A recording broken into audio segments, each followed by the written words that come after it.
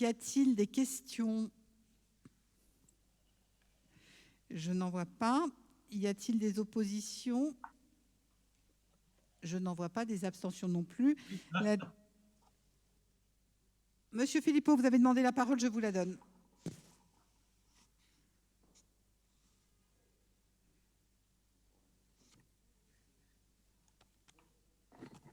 Votre micro est coupé, monsieur Philippot.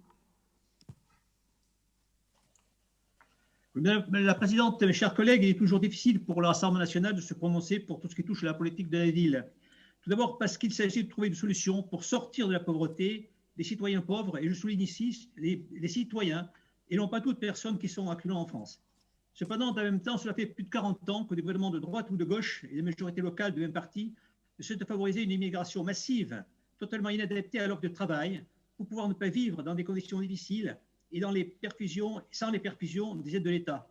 Nous avons eu à ce sujet, lors du Conseil du 14 décembre, des chiffres très intéressants donnés par M. Vattier, adjoint au maire, dont je salue ici la transparence, qui, répondant à une intervention de la gauche, nous a indiqué que 700 places d'accueil d'urgence existent pour des migrants dont la demande a été administrativement rejetée et dont on sait qu'ils ne partiront jamais, ou pour des primo-arrivants. Dès lors, continuer la politique de la ville sans arrêter l'immigration et l'arrivée de migrants serait l'équivalent de se doter d'excellents moyens humains et matériels de lutte contre l'incendie, tout en continuant de l'attiser. Dans ces conditions, je m'abstiendrai pour cette délibération et pour la suivante, la 236. Merci.